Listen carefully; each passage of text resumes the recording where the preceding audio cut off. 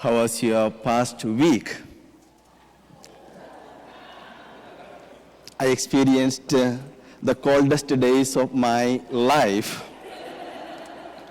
but so happy to be here surviving this cold weather. Last Sunday, with that snow and biting cold, I think even the saints might have said, "Lord, you know my heart." I will pray from under the blanket. And some of you probably looked outside and found no roads, no car, and said, "God understands." And you are right, God does understand. He knows our struggles, our limits, and even our excuses. But today, despite the cold, you are here, and that already says something beautiful about your faith. And how fitting that on a cold, difficult weekend, the gospel we hear begins with Jesus seeing the crowds, tired people, poor people, struggling people, and choosing to sit down and speak words of comfort and hope.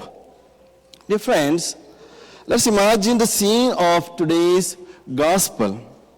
Jesus sees a large crowd, no microphones, no sound system, no heated church, just open air, probably cold mornings and hot afternoons, people standing or sitting on rocks. So what does Jesus do? He goes up the mountain and sits down. That itself is already good news. In those days, a teacher sat down when he was about to teach something very important. It is as if Jesus is saying, "Come closer, slow down. This is not a lecture, this is from the heart." And who are the people listening? Not the rich, not the powerful, not the comfortable. They are ordinary people, fishermen with tired hands, mothers worried about feeding their children, people sick, people grieving, people struggling just to get through the day. People like us, especially during these cold seasons when life feels a bit harder and heavier. Then Jesus opens his mouth and begins with the words that sound strange even today. Jesus says, "Blessed are the poor in spirit." If Jesus said this today, some might whisper, "Poor, blessed?" That does not sound right. We usually say, "Blessed are the rich. Blessed are the successful. Blessed are those who have everything under control." But Jesus looks straight at the struggling people and says, "You are blessed." Just recently, there was a tragic news from my place in India that made many people stop and think. A businessman named C.J. Roy, the founder of a major real estate group, had built huge high-rise buildings in Bangalore, one of India's leading cities. His company's name, Confident Group, was everywhere, on television, on buildings, in advertisements. He was known as a successful entrepreneur, a man who had achieved what many dream of: wealth, recognition, influence, and power. From the outside, his life looked strong and secure. People would say he has made it. He is blessed. But behind that success, he was facing enormous pressure, legal scrutiny, public attention, and isolation. And in the middle of that storm, he chose to end his own life the other day. Dear friends, this news shocked many people because it revealed something we often forget. Having everything does not mean having peace. Money can build tall buildings, but it cannot always protect the human heart. Success can give confidence to others, but still leave a person feeling alone and afraid inside. This is exactly why Jesus speaks the way he does in today's gospel. When Jesus says, "Blessed are the poor in spirit," he is not praising poverty. He is reminding us that true blessing comes from depending on God, not from possession, status, or control. The poor in spirit know where to turn when life becomes heavy. Their confidence is not in success, but in the Lord. Again, being poor in spirit does not mean being lazy or weak. It means knowing deep inside what we cannot manage life on our own. Being poor in spirit means standing before God with empty hands and saying, "Lord, I need you." When the call reminds us of our limits, when sickness or loneliness or financial stress humbles us, we are close to this poverty of spirit than we realize. And this is exactly what we heard in the first reading from prophet Zephaniah.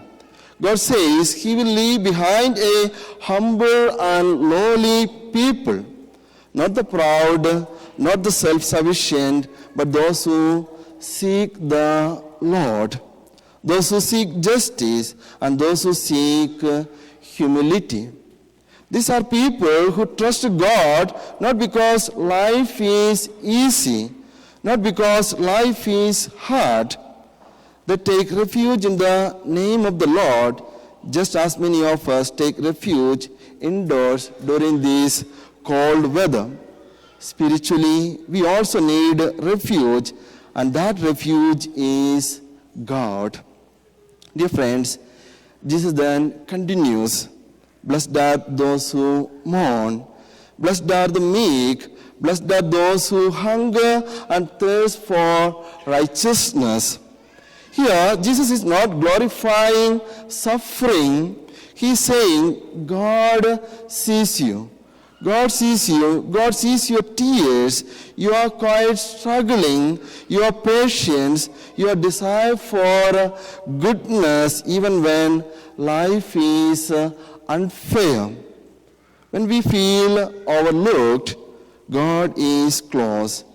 When we are bowed down, God is lifting us up, just as we prayed in Psalm 146:8. The Lord raises up those who were bowed down. St. Paul, in the second reading, helps us understand why God works this way. He reminds us that not many of us are wise, powerful, or important by worldly standards, and that is okay. God chooses the weak, the lowly, the ordinary. Why? So that no one can boast except in the Lord. Our faith is not about impressing God, it is about trusting God. And then, dear friends, Jesus reaches the hardest part of the Beatitudes. Blessed are you when they insult you, persecute you, and speak evil against you because of me, because of my name. And let us be honest, no one enjoys this. We don't like being misunderstood, criticized, or ignored for doing the right thing. But Jesus adds something surprising: rejoice and be glad. Not because pain is good, but because God's promise is greater than our pain. The kingdom of heaven belongs to those who stay faithful even when it costs them something. Dear friends, The Beatitudes are not rules we must fear. They are promises we can hold on to. They tell us that God is closest to us, not when life is perfect, but when life is real.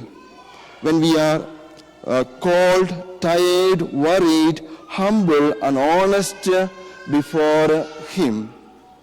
As we celebrate this Eucharist today, let us bring our struggles, our missed Sundays, our fears, and our hopes to the altar.